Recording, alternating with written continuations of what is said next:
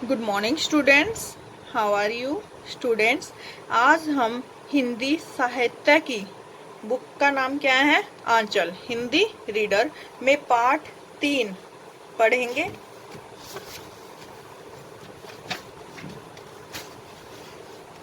पाठ 3 है हमारा सुभाष चंद्र बोस। ठीक है, क्लास सेकंड है बेटा। ठीक है, सुभाष चंद्र बोस पाठ 3। यस बेटा, आप सभी जानते हो, आप सभी जानते ही हैं कि भारत को स्वतंत्र करवाने के लिए, स्वतंत्र का मतलब होता है आजाद, आजाद करवाने के लिए अनेक देशभक्तों ने अपना अपना योगदान डाला है।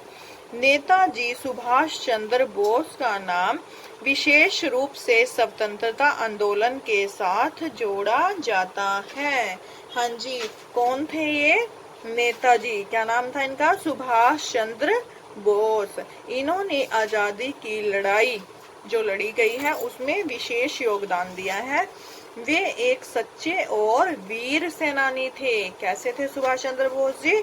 एक सच्चे और वीर सेनानी थे। सेनानी का मतलब होता है सैनिक। ठीक है, सुभाष चंद्र बोस का जन्म 23 जनवरी 1897 को भारत के कटक उड़ीसा में हुआ था। कब हुआ था इसका जन्म? 23 जनवरी 1897 को भारत के कटक उड़ीसा में हुआ था। उनके पिता का नाम जानकी नाथ बोस था। इनके पिताजी का नाम क्या था? जानकी नाथ बोस। वह एक वकील थे। उनकी माता जी का नाम प्रभावती देवी था। सुभाष चंद्र बोस की माता जी का नाम क्या था? प्रभावती देवी। सुभाष चंद्र बोस ने देश को स्वतंत्र कराने के लिए आजाद हिंद फौज का गठन किया। उन्होंने इंडियन नेशनल आर्मी का नेतृत्व किया। इन्होंने कौन सी फौज का गठन किया? आजाद हिंद फौज का, आजाद हिंद फौज का गठन किया। गठन का मतलब होता है बनाना, जोड़ना, किसी चीज को ग्रुप बनाना। उन्होंने इंडियन नेशनल आर्मी का नेतृत्व किया।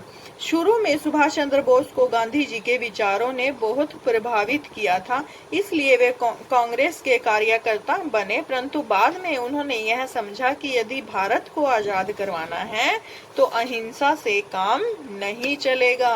अहिंसा का मतलब होता है शांति पूर्वक किसी काम को करना। ठीक है, अब स्टार्टिंग में जो गांधी जी थे वो अहिंसा वादी थे। ठीक है, मतलब हर एक काम को शांतिपूर्ण तरीके से करना चाहते थे। लेकिन जो सुभाष चंद्र बोस थे उन्होंने बाद में इस नीति को नहीं अपनाया। अंग्रेजों का मुकाबला करने के लिए उन्होंने क्रांतिकारी और हिंसक ढंग की वकालत की।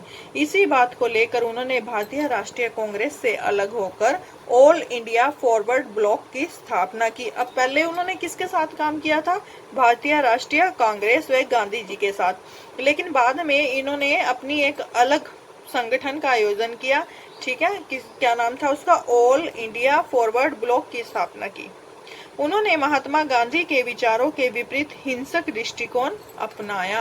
यानी कि इनकी क्या थिंकिंग थी? ये क्या मानते थे कि बिना लड़ाई लड़े हम कभी भी आजादी नहीं पा सकते।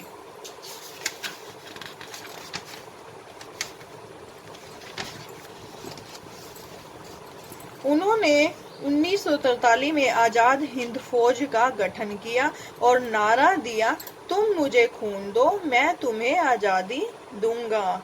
कौन सा नारा लगाया इन्होंने? तुम मुझे खून दो, मैं तुम्हें आजादी दूंगा।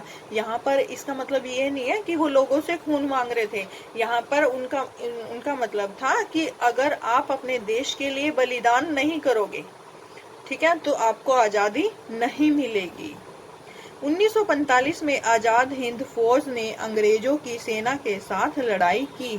माना जाता है कि जापान जाते समय ताइवान के पास हवाई दुर्घटना में सुभाष चंद्र बोस की मौत हो गई, लेकिन उनका शव नहीं मिल पाया।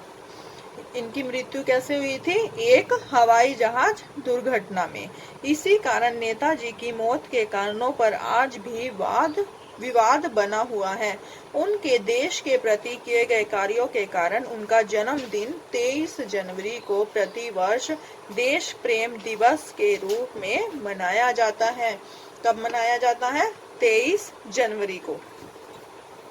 ऐसे निडर और सच्चे देशभक्तों को हमें हमेशा याद रखना चाहिए। शिक्षा, देशभक्तों के कार्यों को सदैव याद रखो तथा उनका सम्मान भी करो। यानी कि जो लोग देश के प्रति कुछ ना कुछ अच्छा काम करते हैं, हमें उन्हें हमेशा याद करना चाहिए। ठीक है, ओके स्टूडेंट्स, इस पाठ के शब्दार्थ और प्रश्न उत्तर आपने हिंदी रीडर में सभी पाठ के जो शब्दार्थ है और जो प्रश्न उत्तर है वो आप अपनी हिंदी रीडर की नोटबुक में लिखोगे और एक्सरसाइज आपने बुक में ही फिल करनी होती है। ठीक है, आप पहले ये चैप्टर रीड करोगे, चैप्टर 3 सुभाष चंद्र बोस, और आपने इसकी एक्सरसाइज खुद करने की कोशिश करनी है। उसके बाद मैं आपको इसके आंसर फिल करवाती हूँ। Okay, thank you students.